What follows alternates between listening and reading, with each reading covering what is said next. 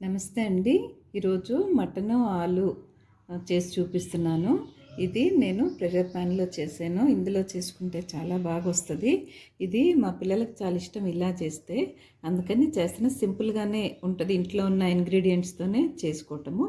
ఒకసారి నా వీడియోలోకెళ్ళి చూడండి ఎలా చేశానో.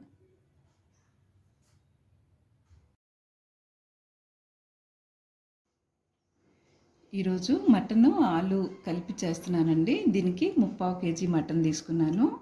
ఆలు 2 పెద్ద సైజువి కొంచెం పెద్ద ముక్కలుగా కట్ చేసుకోవాలి. టమాటా 2, పచ్చిమిర్చి 2, ఇది స్టార్ అనీస్ సగం పీస్ తీసుకున్నాను.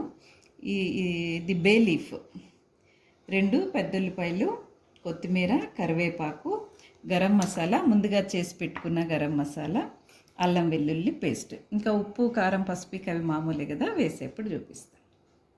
సరిపడా ఆయిల్ వేసుకుందాము. శనగ నూనె వాడుతున్నానండి.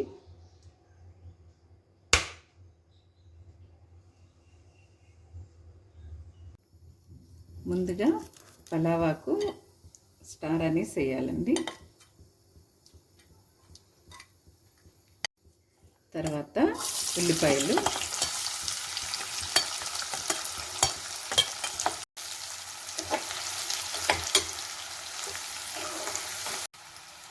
ఇప్పుడు కొంచెం కరివేపాకు కూడా వేసి ఆనియన్స్ బ్రౌన్ కలర్ వచ్చే వరకు వేయించుకుందాం. పచ్చిమిర్చి ఇది కూడా కొంచెం వేగాలి. 1 స్పూను పైదాకా అల్లం వెల్లుల్లి పేస్ట్,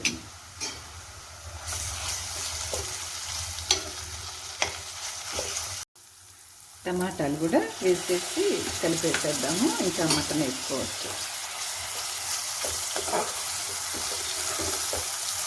మటన్లో ముందుగా పసుపు సాల్ట్ కలిపి పెట్టుకున్నానండి. 1 గంట ముందు మ్యారినేట్ చేసి పెట్టుకున్నాను. అందువల్ల ఉప్పు సరి చూసుకొని వేసుకోవాలి.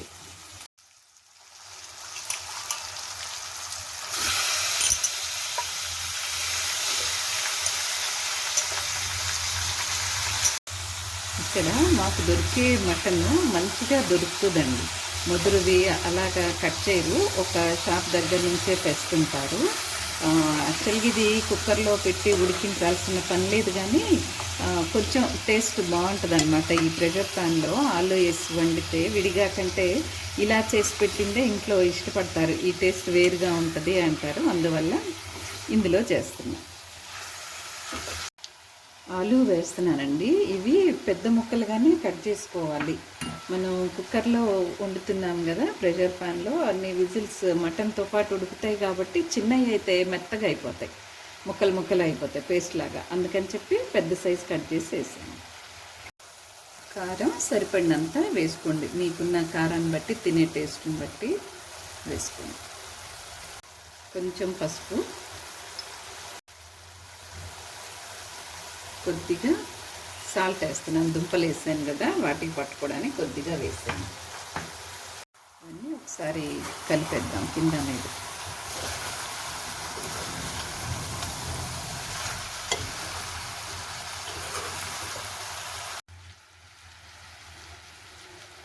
ఇది ముందుగా చేసి పెట్టుకున్న గరం మసాలా అండి. ధనియాలు, చెక్క, లవంగ, యాలుక, ఇవి ఒక 2 స్పూన్లు వేస్తున్నాను. కొత్తిమీర మనం లాస్ట్లో మామూలుగా వండితే విడిగా వేస్తాము, కానీ ప్రెషర్ ప్యాన్ కాబట్టి అన్నీ ఒకేసారి వేసేసుకొని మూత పెట్టుకుందాం.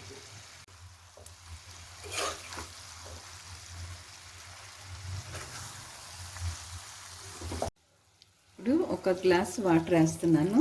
మనకి ఎంత గ్రేవీ అవసరమో అంతే వేసుకోవడం. ఇది ఎక్కువ పీల్చుకోదండి.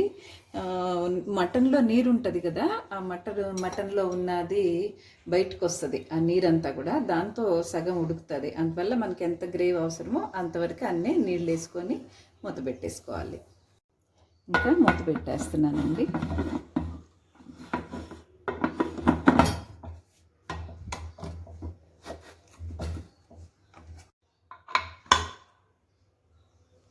సిమ్లో ఒక 5 నిమిషాలు ఉంచితే అండి ఆ నీరంతా కూడా వస్తుంది.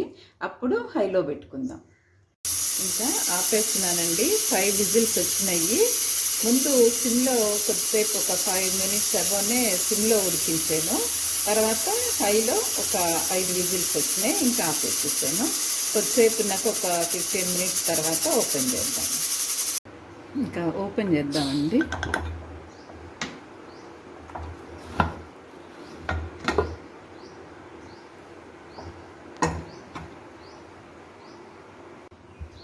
ఇది ఉడికిందో లేదో చూద్దామండి.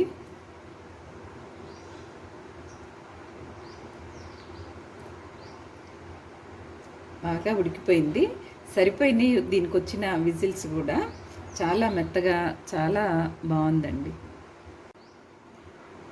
చూసారా ఎంత బాగా ఉడికిపోయిందో, చాలా మంచి ఫ్లేవర్ వస్తుంది. ఇది చపాతీలోకి బాగుంటుందండి, బిర్యానీ రైస్లోకి బాగుంటుంది, మామూలు రైస్లో కూడా చాలా బాగుంటుంది, చాలా టేస్ట్గా కూడా ఉంది. అయిపోయిందండి.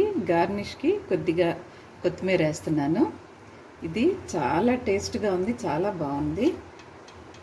ఇది సర్వ్ చేసుకోవడమే, చాలా టేస్ట్గా ఉంది.